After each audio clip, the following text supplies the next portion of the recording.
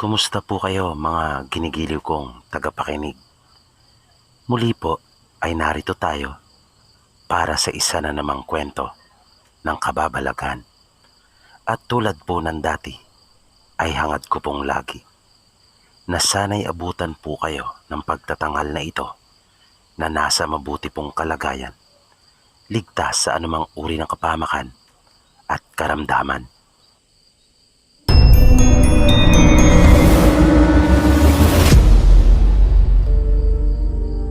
Tawagin mo na lang ako sa pangalang Berwin. Nais ko lang din sanang ibahagi sa inyo yung naging karanasan ko nang minsang nagpunta kami ng aking mga kaibigan sa isang probinsya. Hindi ko na lang po babanggitin yung mismong lugar bilang respeto na lang rin po sa mga naninirahan doon. Dahil naniniwala po akong hindi naman lahat ng taga roon ay mga aswang, na may posibilidad pa nga po napakadayo lang rin doon yung aswang na nakita ko. Bali napadpad po kami doon sa probinsya noong kaibigan namin. Dahil mahal na araw po noon, na bago pa iyon sumapit ay nag-usap-usap kami kung saan kami pwedeng magpunta para doon namin itaos yung mahal na araw. At napagkasunduan nga po namin sa probinsya ng isa naming kaibigan magpunta. Hindi naman po iyon tawid dagat, pero talagang malayo ang naging biyahe namin, na ikinatuwa naman naming lahat dahil iyon na yata ang pinakamalayo naming narating na magkakasama. Sa layo ng aming naging biyahe ay inabutan na kami ng madaling araw. Paumaga na nang dumating kami doon sa kanila. Pagbaba namin ng sasakyan ay naabutan namin ang ilang mga taong gising pa at naroon sa pabasa. Madilim ang lugar na binabaan namin at tanging doon lang ang mayroong ilaw. Nagtatayuan yung mga balahibo ko sa katawan noong mga oras na iyon dahil sa lamig ng simoy ng hangin, at gayon din sa mga pangungusap na kanilang binibigkas habang binabasa. Ewan ko ba kung bakit bata pa lang ako ay kinikilabutan ako sa tuwing makakarinig ako ng pabasa. Siguro dahil na rin sa mga nakita ko noon. Yung mga siga kasi at masasamang loob doon sa lugar namin ay namamanata, at sila ang bida sa sinakulo. Nagbubuhat sila ng krus habang inahampas. At totoo iyon, hindi lang basta palabas o arte. Kitang-kita ko na sinasaktan talaga sila. May mga sugat at duguan, na habang nakikita ko iyon ay tila ba background music naman na nagpapabalik-balik yung mga binibigkas sa pabasa. Nang makababa na kaming lahat at papatawid na sa kabilang panig ng kalsada, ay napasulyap ako doon sa mga tao at napansin kong naagaw namin yung kanilang atensyon. Nagtaka marahil sila kung saan ang aming punta at kung sino ang aming pakay. Nang nakatawid na kami sa kabilang kalsada, ay tinahak namin yung madilim na daan. Buti na lang at may flashlight yung aming mga cellphone. Kung kaya iyon yung aming ginamit upang ilawan yung aming mga daraanan. Basa ang nilalakaran namin at lubhang maputi. Basa din yung mga damong nasa gilid ng daan. Kaya naging maingat kami pagkat ayaw naming madulas at gumulong sa putikan. Mula doon sa kalsada kung saan kami bumaba ay may kalayuan din yung aming nilakad bago namin narating yung bahay ng kamag-anak ni Jerry na siya naming tutuluyan. Malayo-layo pa kami mula doon sa bahay ay tumawag na si Jerry. Una nitong tinawag ang pinsan niyang si Joy. Ito kasi yung madalas niyang kasama at kalaro noong mga bata pa sila sa tuwing magbabakasyon sila ng kanilang pamilya. Nakailang tawag din siya bago nagliwanag ang loob ng bahay. Maya-maya ay bigla nang bumukas ang pinto. At kahit pupungas-pungas pa yung pinsan niya, ay napansin ko kaagad yung natural na ganda nito. Na wala man lang napabanggit sa amin si Jerry tungkol sa kung gaano kaganda yung pinsan niya.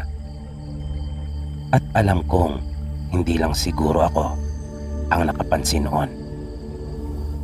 Napasigaw sila pareho sa tuwa dahil sa muli nilang pagkikita. Pagkat matagal na raw pala silang hindi nagkikita na magpinsan. Panay ang hingi ng paumanin nito kay Jerry dahil sa hindi na raw niya kami nasundo doon sa may kalsada pagkat napuyat daw siya dahil nakipaglamay sila ang kanyang mga magulang sa isa nilang kaanak na namatay. Sa isang iglap ay biglang nag-iba yung ihip ng hangin at yung kaninang masaya nilang pag-uusap ay napalitan ng lungkot. Lalo na nang malaman ni Jerry kung sino ang namatay.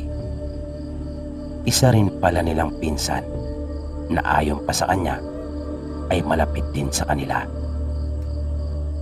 At di pa nakakapasok ng bahay ay di na mapigilan ni Joy ang kanyang sariling magkwento kay Jerry ukol sa ikinamatay ng kanilang pinsan. Nausap-usapan doon sa kanilang lugar na ito ay inaswang pagkat biglaan ang pagkamatay nito, na ang sabi pa ng mga magulang nito, ilang gabi nang may nararamdaman silang umaali-aligid sa kanilang bahay bago pa ito mamatay.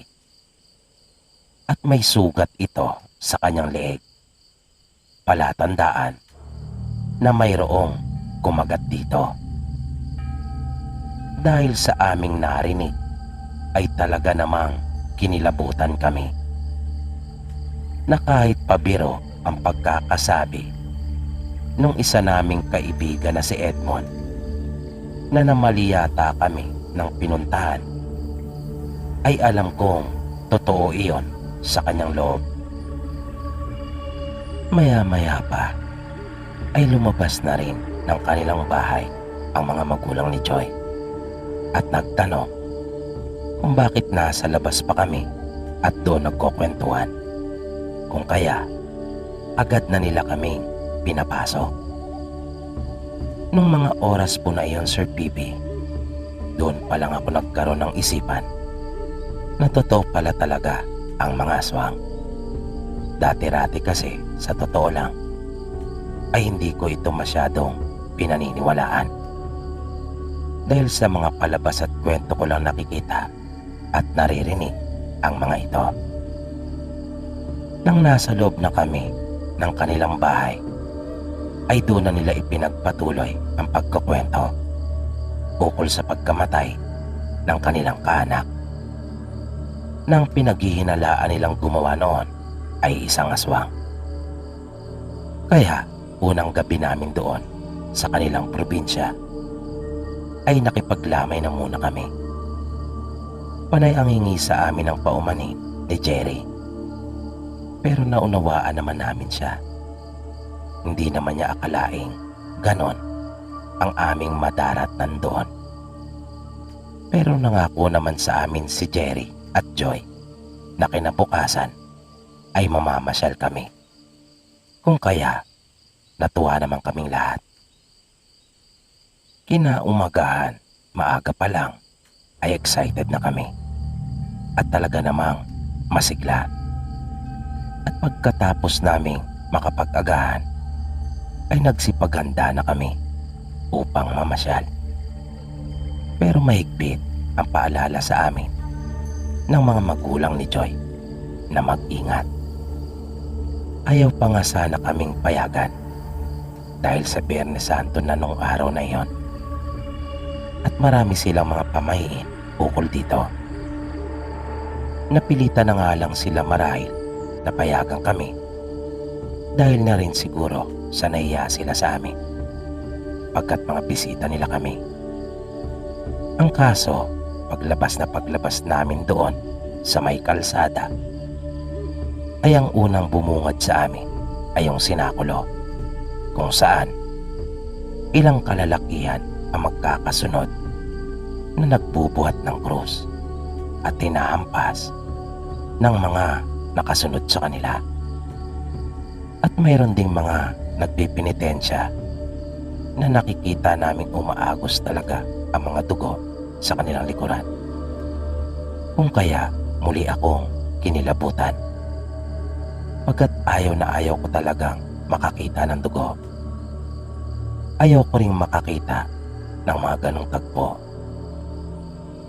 Kaya yung saya na nararamdaman ko ng mga oras na iyon ay napalitan ng takot at kaba.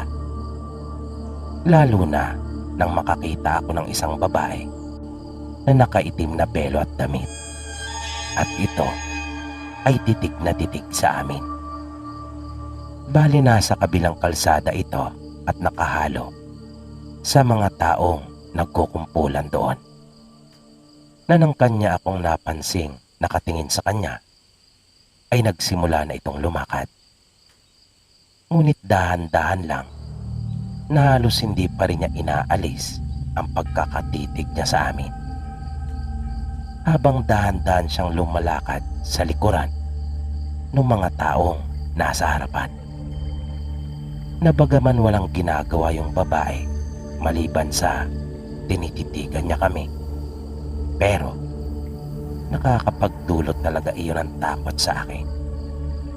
Lalo na sa belong itim na nakatalukbong sa kanya. Kaya para makaiwas na mula sa masamang pagtitig na iyon ng babae, ay niyaya ko na silang simulan na namin ang paglalakad. At huwag nang manood pa sa mga nagdaraang nagpipinitensya. Buti na lang rin at nakumbinsi ko sila at agad na sumunod sa akin. Habang naglalakad na kaming palayo, ay biglang lumapit sa akin si Joy at tinanong ako kung bakit ako nagyaya kaagad na umalis na. Kaya sinabi ko sa kanya ang tungkol sa babae at yung nararamdaman kong hindi maganda sa tuwing nakakakita ako ng mga taong nahihirapan at ganoon din ang dugo. Sinabi naman niya sa akin na kanya rin palang napansin yung babae na nawirduhan nga raw siya dahil sa ayos nito at paraan ng pagtingin sa amin. Napag-aamin pa niya ay noon lang niya iyon nakita sa kanilang lugar. At para hindi tuloy ang masira ang araw namin, ay iniba na namin yung usapan at isinantabi na muna namin iyon.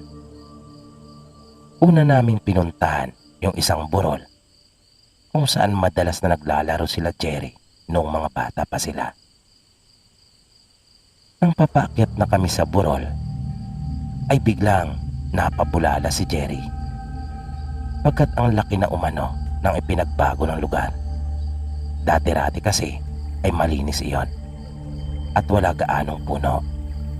Noong mga sandaling iyon naman ay medyo masukal na kasi at marami ng mga punong nagtataasan. At nang marating na namin ang pinakaituktok noon, ay tila doon palang nasulit yung pagod namin sa paglalakad. Parang nawalang bigla talaga yung pagod na nararamdaman ko. Pagkat napakaganda ng tanawin mula doon sa itaas.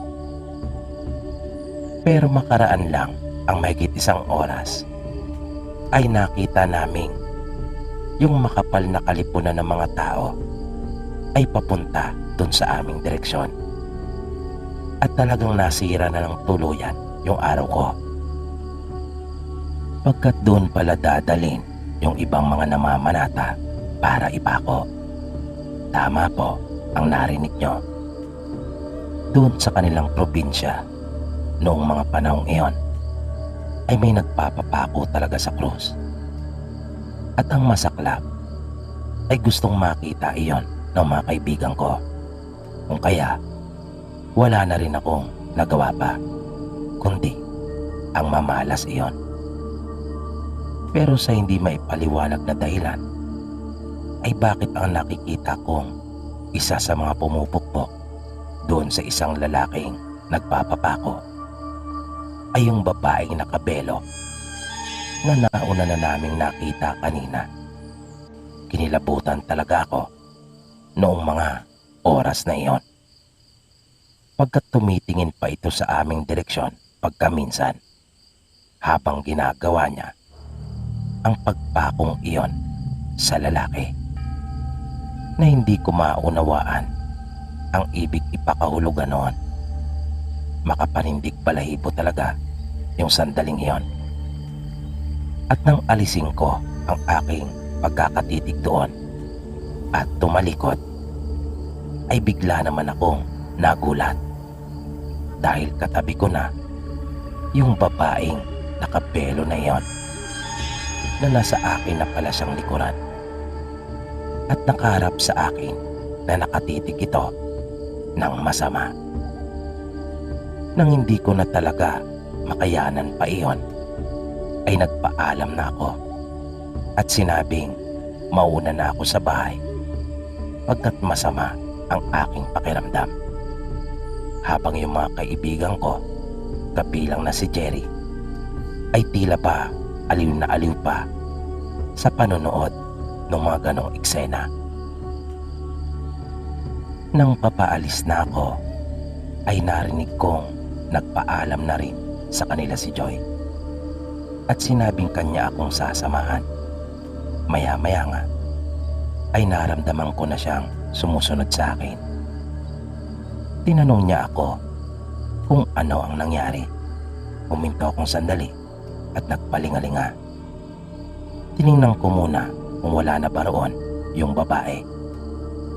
At nang masiguro kong wala na ito, ay saka ko sinagot ang tanong ni Joy. Sinabi ko sa kanya na nakita kong muli yung babae. Sunod-sunod naman ang naging pagtatanong niya sa akin. Tinanong niya ako kung saan at kailan. Kung kaya sinabi ko ng lahat sa kanya. Pero mariin itong sinabi na hindi niya nakita yung babae. Wala umano ito doon. Pagkat kung naroon daw ito tulad ng sinasabi ko, di sinsana daw, ay nakita niya rin ito. Dahil magkatabi lang kami.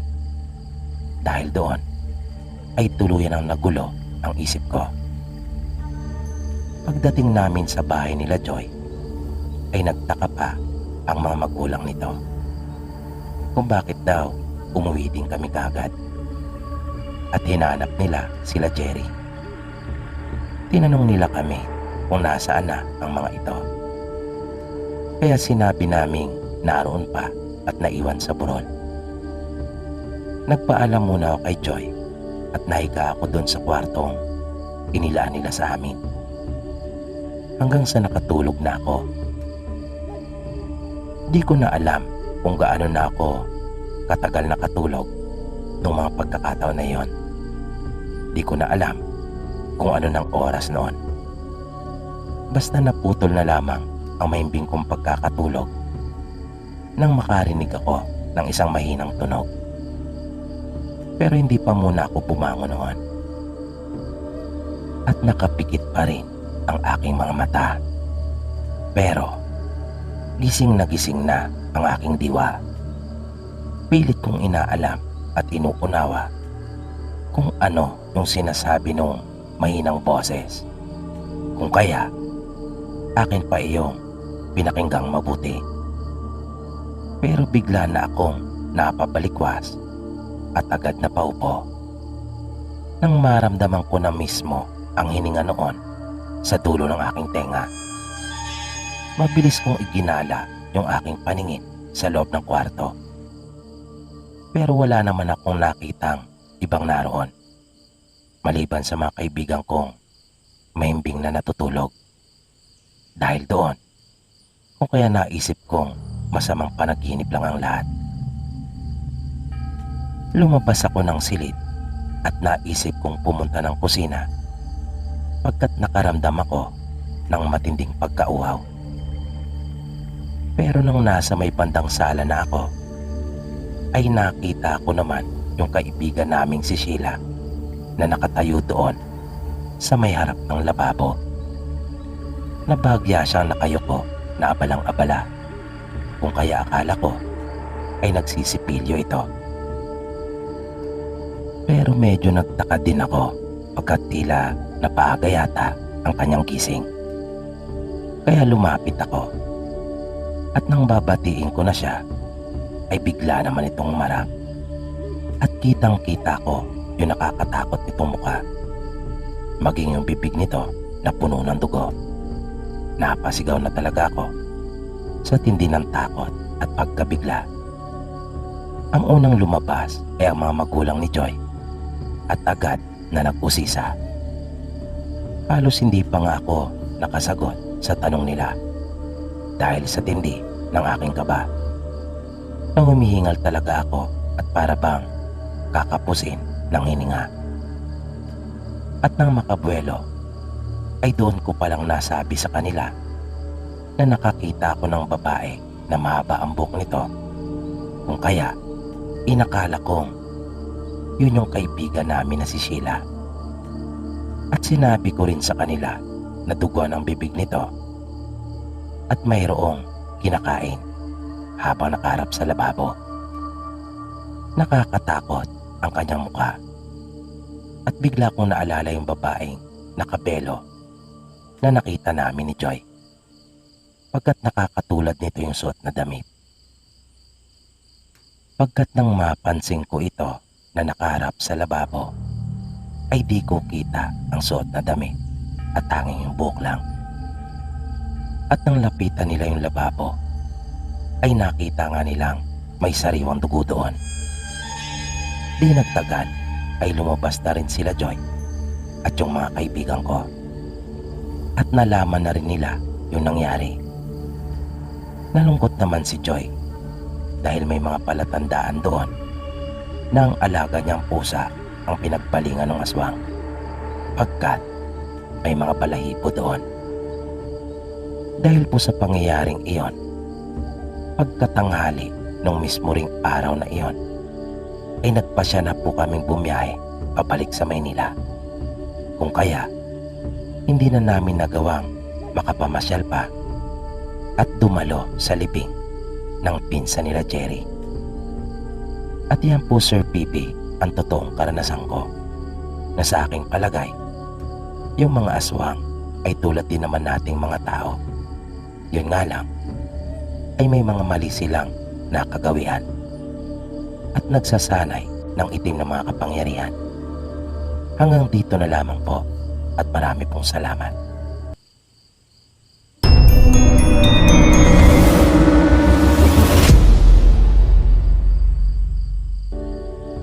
Ako po si Limuel. Kasalukuyang nagtatrabaho ngayon dito sa Ibayong Dagat. Ilang buwan na rin po akong nakikinig sa inyong mga kwento.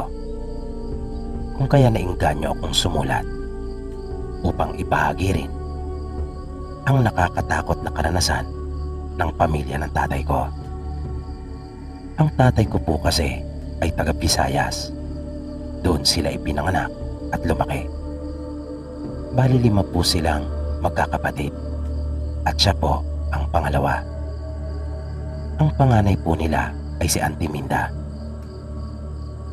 Ayon po sa paglalarawan ng tatay ko, si Auntie Minda ay maganda. Na kahit pa nga laki sa probinsya, ay maganda po ang kanyang kutis. Nagtataglay din po siya ng maamong mukha at katamtaman ng kanyang taas. Noong mga panahong binata at dalaga pa po sila, ay uso sa mga kadalagahan ang pahabaan ng buhok. Kung kaya si Auntie Minda po ay may mahaba at magandang buhok ng mga panahong iyon. Tuwid ito at itim na itim, ayon pa sa tatay ko. At dahil nga po sa taglay na ganda ng tiyahing ko, ay marami ang nagkakagusto sa kanya. Walang sino man doon sa kanilang baryo ang hindi nakakakilala kay Auntie Minda. Kwento pa ng tatay ko, halos gabi-gabi ay mayroong umaakyat ng ligaw sa kanila, sa pag-asang sila ang mapusuan ng panganay na kapatid nila tatay.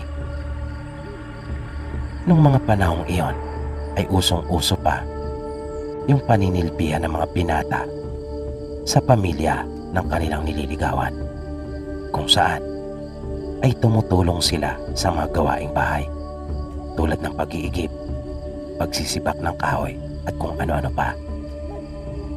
Kung minsan nga pati ang pag-aararo ay kanila ding ginagawa. Ipinapamalas talaga nila yung kanilang kasipagan at nagpapakitang gilas, ika nga. Hindi lang doon sa babae, kundi pati na rin sa buong pamilya nito, lalong-lalo na nga sa kanyang mga magulang, na pati sila ay talagang nililigawan. Kaya si tatay at ang iba pa niyang mga kapatid ay tuwang-tuwa pagkat nalilibre sila sa kanilang mga gawain. Malimit pa nga nilang masabi noon na buti na lang daw at maganda ang Auntie Minda nila, na para sa kanila ay isa iyong malaking bintaha. Walang-wala sa isip nila na yun din pala ang magiging dahilan para maranasan nila ang nakakakilabot na pangyayari sa kanilang buhay. Isang hapon ay may dumating sa bahay nila tatay na panibagong manliligaw ang kanilang ate. Yun yung unang pagkakataon na aakyat ito ng ligaw. Makisig ito at talaga namang gwapo rin. At batay sa bihis nito ay may sinasabi sa buhay. Kwento pa nung lalaki ay nakita niya si Auntie Minda nang magsimba ito kasama ang kanilang ina. Tagabayan umano siya, kung kaya kanya na lang ipinagtanong-tanong kung taga saan, hanggang sa kanya ngang matunton ang kanilang bahay. Mabait naman umano ang lalaki at magalang, sabi ng tatay ko. Halatang mayroon din itong pinag-aralan. At sa unang pagkakataon pa lang nang bumisita ito, ay napakarami ng dalang mga pasalubong. May kasama itong 2 lalaki na ang pagpapakilala niya ay mga pinagkakatiwalaang tauhan ng kanilang pamilya. At dahil sa nanibago sila tatay sa bago nilang bisita, ay hindi talaga sila umalis na magkakapatid at nakiusyoso doon sa sala. Hindi nila maialis ang kanilang pagkakatitig doon sa lalaki. Umanga talaga sila dito. At yung pagpunta na iyon ng lalaki sa kanila ay naulit pa, hanggang sa naging madalas na iyon. Ang kaibahan nga lang, sa halip na siya ang gumawa para maipakita ang kanyang sinseridad, ay yung 2 nilang tauhan ang siya niyang inuutusang gumawa para sa kanya. Pero humingi naman ito ng paumanhin, pagkat inamin niyang hindi talaga siya sanay sa mga ganong uri ng gawain, na wala naman daw iyong problema sa mga magulang nila tatay. Pagkat botong-boto sila doon sa lalaki na nagpakilalang si Enrique. Sa paglipas pa ng mga araw, ay napapansin nila tatay na hindi na umaakyat ng ligaw yung iba pang mga manliligaw ng Ate Minda nila. Kung kaya, kahit paano, ay kanya silang hinahanap-hanap. Lalo na yung kulitan nila ni Simon, isa sa manliligaw ng ate nila at kababata din ni Auntie Minda. Ang nakikita nila noong dahilan kung bakit hindi na sila umaakyat pa ng ligaw ay dahil sa nag-alangan na sila. Dahil nga sa mayaman si Enrique. At para sa kanila, pihadong ito ang gusto ng mga magulang nila tatay para sa kanilang Ate Minda na mapangasawa. Ngunit ang hindi nila alam ay hindi namang ganon ang magulang nila tatay. Oo nga, at boto sila kay Enrique. Pero si Auntie Minda pa rin ang masusunod kung sino ang gusto niya. Pagkat ang katwiran ng kanilang mga magulang ay ito naman ang makikisama at hindi sila. Makalipas ang ilan pang mga araw ay bigla na lang pumutok ang balitang namatay na si Efren. Isa ito sa manliligaw ni Auntie Minda. Lubai yung ikinagulat ng halos lahat na taga roon sa kanila. Pagkat napakalakas nito at wala namang karamdaman. Ang natatandaan lang umano nila tatay noon, nang huli itong umakyat ng ligaw sa kanilang ate, ay dumating si Enrique. Naaakyat din ang ligaw. At dahil sa nauna si Efren sa kanya, kung kaya, kinailangan nitong maghintay sa labas. Pero nung mga oras na iyon, sabi ni tatay, ay hindi naman nila inakalang may koneksyon niyon.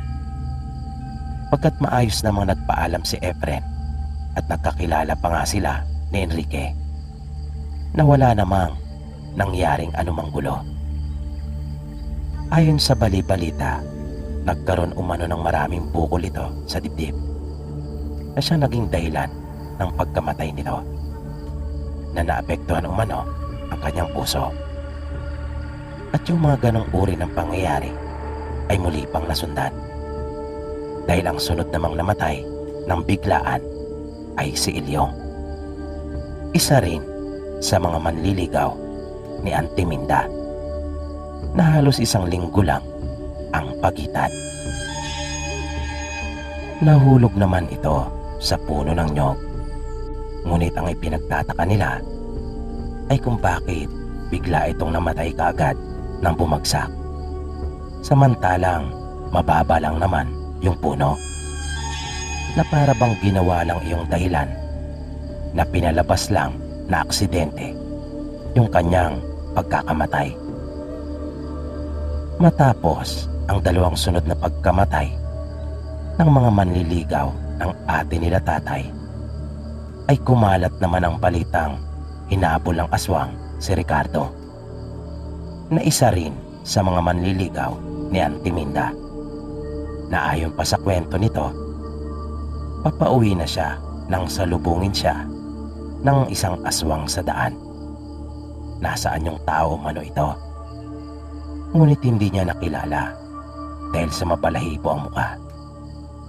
Ngunit dahil sa lasinggero ito, kung kaya marami ang hindi naniwala sa kanya.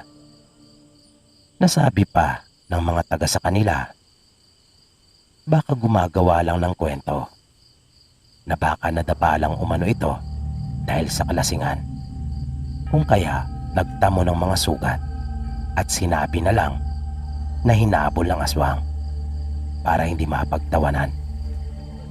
Pero sila tatay ng mga panahong iyon ay medyo naghihinala na dahil sa magkakasunod na pangyayaring iyon. Isang araw, kausap ng ate ni tatay ang kanilang mga magulang at sinabing nagpaalam na raw sa kanya si Enrique pagkat balak na raw nitong mamanikan. Ngunit siya lang daw ang pupunta kasama yung dalawang lalaki na kanilang mga tauhan, pagkat nasa ibang bansa umano ang kanyang mga magulang. Tinanong si Auntie Minda ng kanilang mga magulang kung ano ang kanyang naging tugon. Ano raw ba ang kanyang desisyon? Sabi ni Auntie Minda ay ayaw raw niya kay Enrique, pagkat masyadong misteryoso ang pagkatao nito. At pagtatapat pa ng ate nila tatay, hindi daw niya ito gusto. Wala rin siyang nararamdaman na kahit ano para dito. Nirespeto naman ng kanilang mga magulang ang naging pasya ni Auntie Minda, at maging sila ay kumbinsidong misteryoso nga ang pagkatao ni Enrique. Nasimula nang mapadpad ito doon sa kanilang lugar, ay saka naman nangyari yung sunod-sunod na mga mahirap na ipaliwanag na kamatayang sinapit ng dalawa sa mga manliligaw ni Auntie Minda. Ngunit nang tanongin nila si Auntie Minda kung kanya na raw bang nasabi iyon kay Enrique, ay sinabi nitong hindi pa. Kanya pa lang daw sasabihin sa pagbalik nito. Sinabi naman nila na kanilang suportado ang desisyon ni Auntie Minda. Ngunit tila hindi nakabuti para sa kanilang lahat ang desisyon niya ngayon, dahil ang ipagtapat na niya kay Enrique ang tunay na nararamdaman, ay nagalit ito at nagbanta pa. Hindi nito matanggap yung pagtanggi ng ate nila tatay sa pamamanhikan nito. Sinabi nito na pagsisisihan umano ni Auntie Minda ang maling desisyon niya ngayon, pero hindi naman sila nagpatinag dito at sinabihang maaari na siyang makaalis, pagkat hindi nagustuhan ng kanilang ama yung mga binitawan nitong pananalita sa kanila. Nasa loob pa naman mismo ito ng kanilang pamamahay. Nang sumunod na araw, ng mga bandang mag-aalas 6 na ng gabi at kasalukuyan ng kumakalat ang dilim, ay bigla na lang nakaramdam ng matinding pananakit ng ulo si Auntie Minda. Sabi pa ng tatay ko, sa sobrang sakit noon ay naluluha na ang kanilang ate. Para daw binibiyak ang ulo nito dahil sa tindi ng sakit. At dahil sa may masama na silang kutob, ay naisip nilang ipatawag na kaagad si Lolo Benny. Isa itong kilala at magaling na manggagamot doon sa kanilang lugar. At apo nito si Simon, na manliligaw din ni Auntie Minda. Nang dumating ito sa bahay nila, pagpasok pa lamang ay agad na niyang sinabing may maitim na kapangyarihang bumabalot sa bahay nila. At nang kanyang hawakan sa kamay at noo si Auntie Minda, ay sinabi niyang inaaswang ito. Nakasabay ng pagkakasabi niyang iyon, ay bigla silang nakarinig ng isang napakalakas na pagpagaspas sa may labas ng kanilang bahay. Maya-maya ay bigla na nagkahulan yung dalawa nilang aso. Napatingin sa labas si Lolo Benny at nakita nilang umusal ito, habang hindi inaalis ang pagkakatitig sa isang bahagi ng bahay, na para bang may nakikita ito. Di nagtagal ay bigla na naman silang nakarinig ng malakas na pagpagaspas. Ngunit tila lumipat lang iyon ng dinapuang puno. Kanyang nilapatan ng lunas ang nararamdaman ni Auntie Minda, at narinig nilang inuutusan nito yung aswang na layuan na ang ate nila tatay. Ngunit matigas ito. Katunayan ang pinagpalingan nito upang ipakitang ito ay lalaban ay yung kanila namang aso. At may napansin si Lolo Benny. Agad siyang napalingon sa dalawa pang direksyon.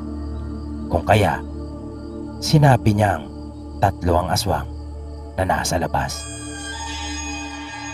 At di nga nagtagal ay humuni na ang mga ito. Na tila ba may pagmamalaki pa nilang ipinaalam na naroon nga sila. Na ang sunod naman nilang pinuntirya ay yung bubungan. At walang habas nila iyong kinalampag.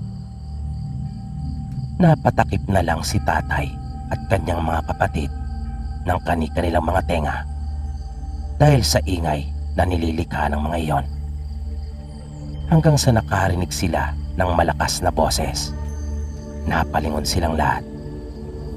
Pagkat kilala nila ang boses na iyon, si Simon. At bigla na lang namilipit sa sakit si Auntie Minda. At pilit na pinapasok ng aswang ang kaisipan nito na gusto siyang kontrolin. Kung kaya, nagtulong-tulong sila tatay para pigilan si Auntie Minda. Dahil nagsisimula na itong magwala. Muling sumigaw si Simon at kanyang hinamon yung aswang. Nang marinig nila iyon ay lumabas na rin ang tatay nila Auntie Minda. Dala ang kanyang itak. Kaya sumunod si tatay at inihabilin na lang yung pagpigil sa kanilang ate, sa kanilang ina at mga kapatid. Kasama na si Lolo Benny. Paglabas nila tatay ay biglang tumahimik yung mga aswang. Nawalang bigla yung huni ng mga ito.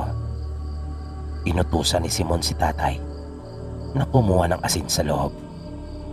At pagbalik niya, sinapuyan nila ng asin yung paligid ng bahay.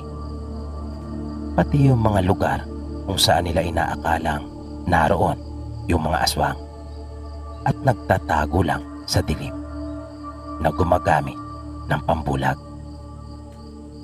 Matapos iyon ay pumasok na silang 3 sa loob ng bahay. Lumapit si Simon sa lolo niya at hinawakan siya nito sa noo. Maya-maya pa ay muli itong umusal ng mga kataga. Pagkatapos noon ay kumalma na si Auntie Minda at di na rin nila narinig pa yung mga aswang. Nang sumunod na araw ay nagkwento si Simon kay tatay at sinabi niyang kanyang sinubaybayan si Enrique at mga kasama nito at nalaman niya ang kanilang tinutuluyan. Hindi pala ito totoong mayaman tulad ng ipinapamukha nito sa kanila at mayroon daw itong maitim na lihim. Wala pala talaga itong magulang na may isasama kapag namanikan, pagkat silang 3 lang talaga ang naninirahan sa maliit na bahay nito. At ito ay totoong matanda na.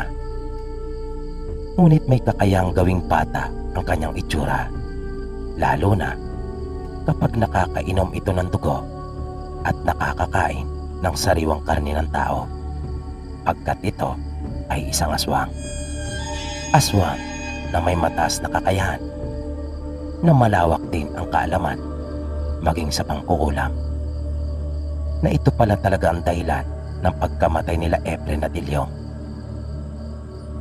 At ito rin ang nag-utos sa isa sa kanyang mga kampon na tambangan si Ricardo.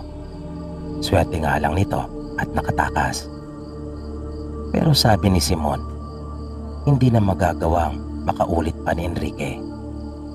Pagkat kasama na nitong mamamatay yung 2 niyang alagad na sa palagay niya ay kanya ring mga kamag-anak dahil sa kanyang ginawa sa bahay nito, na siguradong pagbalik ng mga ito doon ay agad silang babawian ng buhay. Pilit na inaalam ni tatay ng mga oras na yung kay Simon kung ano yung mga sinasabi niyang ginawa niya na siyang magiging dahilan ng pagkamatay nila Enrique Ngunit tumanggi na ito. Nagbanggit lang ito ng isa sa kanya nang natatandaan ni tatay ay binaligtad umano nito yung panggatong na nasa kanilang lutuan. Kalaunan, si Simon at si Auntie Minda ang nagkatuluyan dahil ito pala talaga ang mahal niya. Hindi ko pa po sila personal na nakikita, Sir PB, dahil sa Maynila na po ako ipinanganak at lumaki, at ni minsan ay hindi pa po ako nakakapagbakasyon sa probinsya nila tatay. Madalas kasi ay doon kami nagbabakasyon sa probinsya nila nanay dahil iyon ang mas malapit.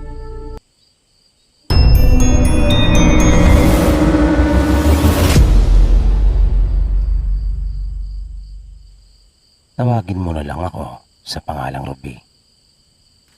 Gusto ko lang rin sanang ibahagi sa inyo yung naranasan ko noong ako ay high school pa lamang.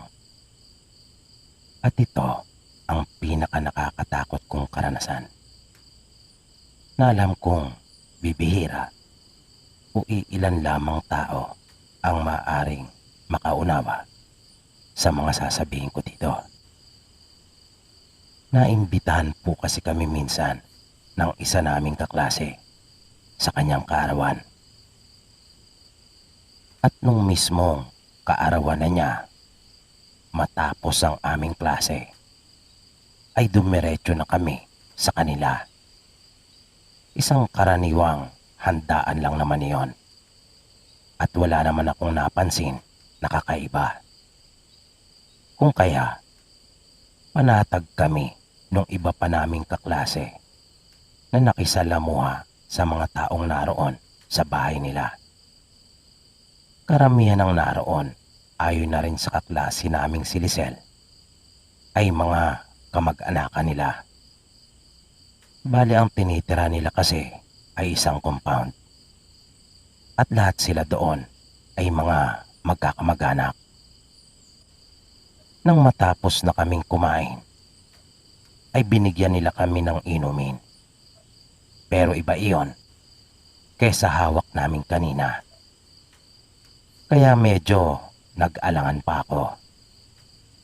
Pero dahil na rin sa pambubuyo ng mga kaklase ko, ay ininom ko na rin iyon. Masarap siya, ngunit nalasahan ko pa rin yung gin doon sa juice. Pero hindi naman ako nasuka o kahit naduwal man lang. Hanggang sa naubos ko yung isang basong ibinigay sa akin. Yun yung unang pagkakataon na nakainom ako ng alak. Nang makita nilang wala na akong iniinom, ay kanila akong tinagayang muli. Lumipas ang mga oras at nang mga mag-aalas 7 na ng gabi, ay nagyaya na ako sa isa naming kaklase. Sinabihan ko siya na umuwi na kami. Ngunit tila nag-e-enjoy pa ito, kung kaya sinabi niya sa akin na kung maaari ay mamaya na. At amin na lang raw samantalahin yung ganong pagkakataon. Pagkat minsan lang naman daw yon. Dahil doon ay wala na akong nagawa pa. Pagkat parang ako lang ang nakakapansin ng oras. At silang lahat ay abalang-abala sa pakikipagkwentuhan at walang pakialam. Hindi naman ako nag-aalala na baka pagalitan ako. Dahil nakapagpaalam naman ako sa aking mga magulang. Kaso, nagsimula na kasi akong makapansin ng hindi maganda sa mga taong nakapaligid sa amin. Hindi ko na nagugustuhan yung paraan ng kanilang mga pagtitig. Di ko rin nagugustuhan yung kanilang mga pagbubulungan. Napakiramdam ko ay ako talaga ang kanilang pinag-uusapan. At nasulyapan ko rin mismo yung mga kaibigan kong panakaw na tinitingnan ako. na para bang binabantayan nila yung bawat kilos ko. Hanggang sa makaramdam ako ng pagkahilo. Naisip kong marahil ay tinamaan na ako sa aking mga nainom. Kaya nagpaalam akong sandali sa kanila na magsi-CR lang upang maghilamos. Nang sa ganon ay may masmasan ako. Pero nang patayo na ako ay tuluyan na akong nawalan ng malay. Nang magising ako, ang una ko kaagad napansin ay madilim yung kwarto. Nakakaunti lang ang liwanag. At nang igala ko ang aking paningin, ay nakita ko ang mga kandila at mga taong nakaupo sa sahig na may mga talukbong ang kanilang ulo. Iginalaw ko yung aking mga kamay. Napansin kong nakahiga pala ako sa isang mahabang mesa. At napansin ko ring iba na yung suot ko. Nanatili lamang ako sa aking pagkakahiga at patuloy pang nakiramdam. Pasimple ko silang pinagmasdan at nakita ko yung isang lalaking nasa unahan at may ginilitan na isang manok at kanyang pinatuloy yung dugo doon sa isang bao. Pagkatapos ay kanya iyong dinasalan at maya-maya pa ay uminom doon. Lumapit siya sa mga nakaupo at isa-isa rin niya silang pinainom. Nakita ko pa nga doon sa mesa na nasa may harapan na mayroon silang makapal na aklat. Mayroon din doong isang bungo at isang punyal. Pagkatapos nilang makainom na lahat, ay napansin kong kanila na akong pupuntahan. Abot-abot talaga ang kabang naramdaman ko. Iyon na siguro ang pinaka nakakatakot kong naranasan sa buong buhay ko. Na kahit pa nga kung iisipin, ay napakaikling sandali lamang noon, pero nung mga oras na iyon, ay para bang wala iyong katapusan. Muli kong ipinikit ang aking mga mata at nagkunyaring ako ay natutulog pa rin. Maya-maya, naramdaman kong kanila na akong hinawakan at narinig ko yung boses ng lalaki na may mga salita siyang binibigkas na hindi ko nauunawaan. Napakiwari ko ay kanya rin akong dinadasalan. Makalipas ang ilang sandali ay hindi ko na talaga iyon natagalan pa. Naisip ko kasing bigla na baka gagawin nila akong alay, tulad ng napanood ko noon sa mga palabas, na baka saksakin na lang ako nilang bigla. Kaya nagmulat ako ng aking mga mata at nagpumiglas. Nagmakaawa din ako sa kanila, pati na sa mga kaklase ko. Naramdaman kong humigpit pang lalo ang pagkakahawak nila sa akin at ako ay kanilang pinipigilan. Pinapatahimik nila ako at sinasabing wala namang mangyayaring masama sa akin. Basta akin lang daw sundin at gawin lahat ng kanilang ipapagawa. Di nagtagal ay binuksan na nung lalaki yung damit na suot ko. Kung kaya, nabilad yung hubad kong katawan. Nagpupumiglas ako. Pero dahil sa dami nilang humahawak sa akin, ay wala akong magawa. Isinawsaw niya sa bao yung isa niyang daliri. At habang may sinasabi, ay may iginuguhit siya sa pagitan ng dibdib ko. Na naamoy ko kaagad yung lansa ng dugo. At umabot hanggang sa aking tiyan yung kanyang iginuhit. Diring-diri ako nung mga oras na iyon. Na gusto kong sumigaw ngunit kanilang tinakpan ang aking bibig. At paulit-ulit nilang sinabi sa akin na wag na akong lumaban pa at magpaubaya na lamang. Dahil para din daw sa akin iyon, na nung mga oras na iyon ay hindi ko maintindihan yung ibig nilang sabihin.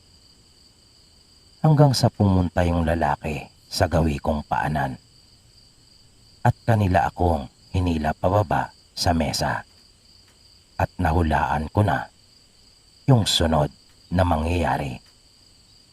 Iyon ang hindi ko matanggap na nangyari sa buong buhay ko. Hinalay ako nung tumatayong pinaka-leader sa harapan ng kanyang mga miyembro. Nakasama pala iyon sa kanilang ritual. Napaiyak talaga ako nung mga oras na iyon at hindi ko napigilang maluha. Matapos ang seremonya ay kanila akong binantaan na may mangyayaring masama sa amin ng buong pamilya ko kapag ako ay nagsumbong. Kung kaya ipagpatuloy ko na lang umano yung pag-anib sa kanilang samahan. Total naman daw ay nagawa ko na yung unang hakbang para maging kaanib sa kanilang kulto. Dahil sa takot ay hindi na ako muli pang pumasok at kinumbinsi ko ang mga magulang kong lumipat na lang kami ng tirahan.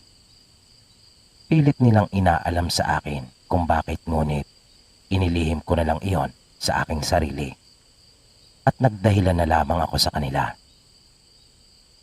Matatanda na rin po kasi ang nanay at tatay ko noong mga panahon na iyon at 3 lang kami sa bahay. 2 lang kaming magkapatid at nasa ibang bansa noon ang kuya ko. Hanggang dito na lang po, Sir PB, ang karanasan kong ito.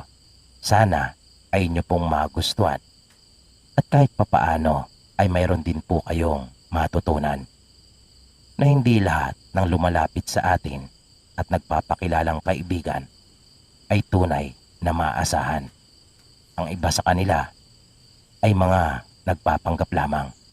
Maraming salamat po.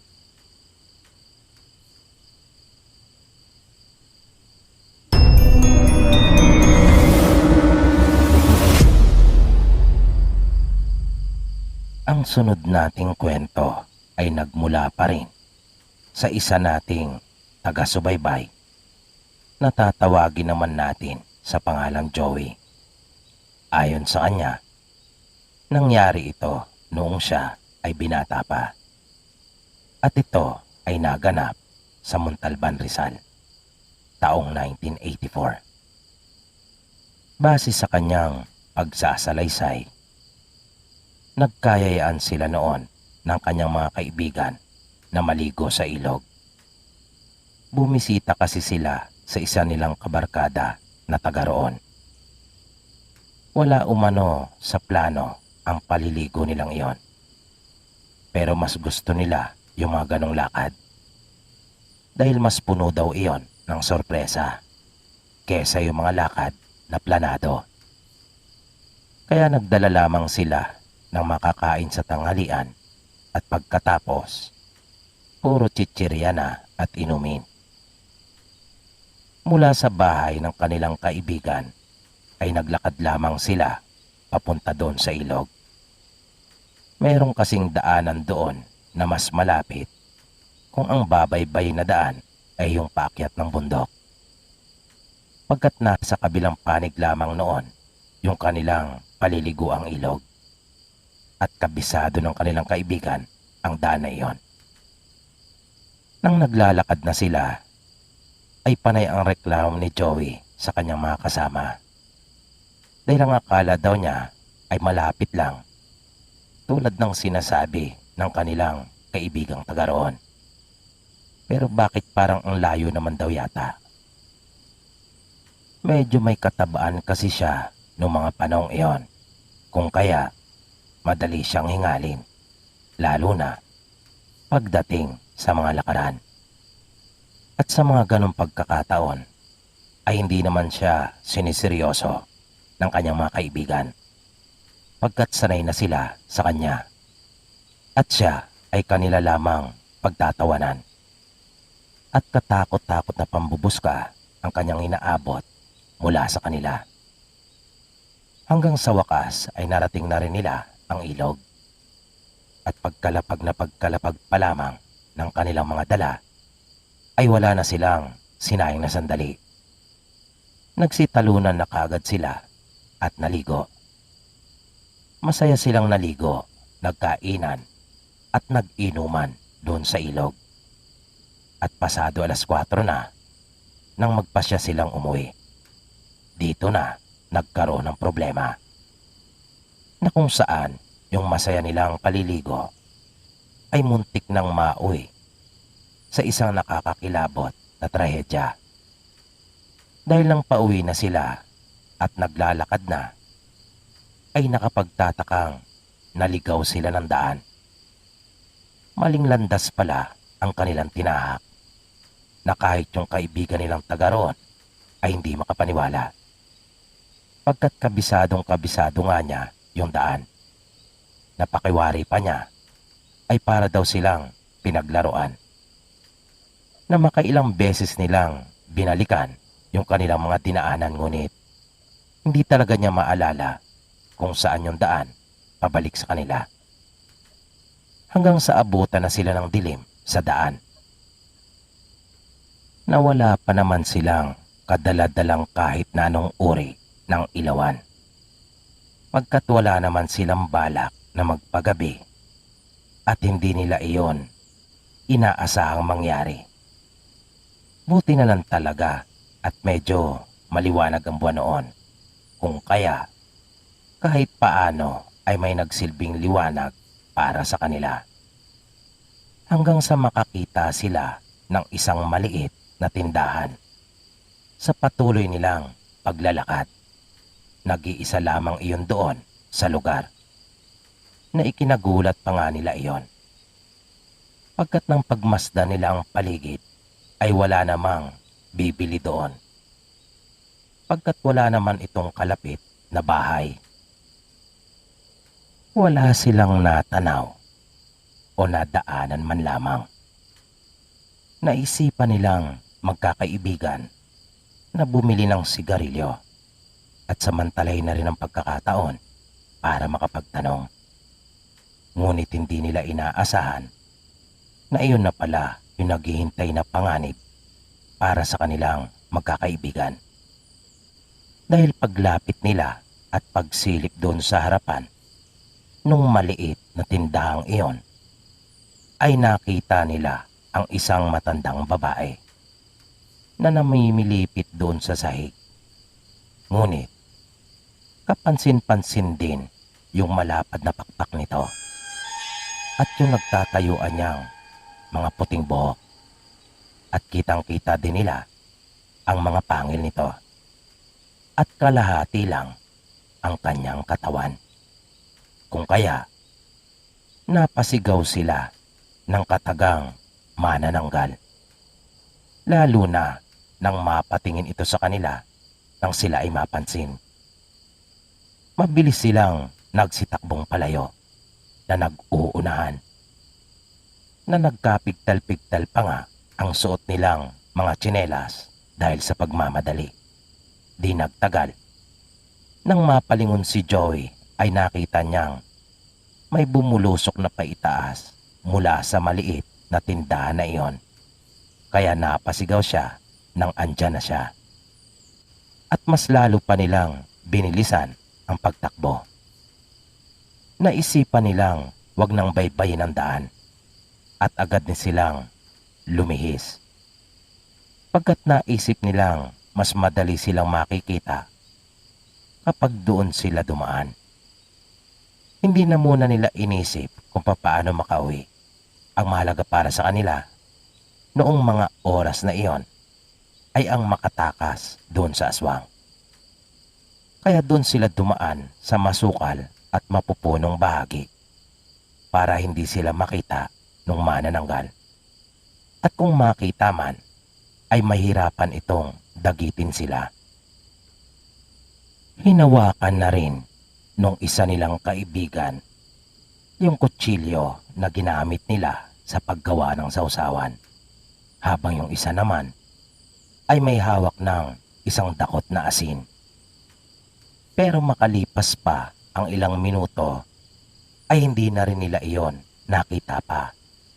Kaya huminto na muna sila at hinabol ang hininga. Nagpahinga muna silang sandali. At nang masigurong wala na yung nakita nilang manananggal, ay sa kanila sinubukang hanapin yung tamang daan pabalik sa bahay ng kanilang kaibigan. Hanggang sa natuntun din nila kalaunan at nakauwi din sila. At dito po nagtatapos ang itinampok nating kwento para sa gabing ito. Nawa ay inyong nagustuhan at patuloy nyo pa sanang subaybayan ang mga susunod pa nating kwento dito lamang sa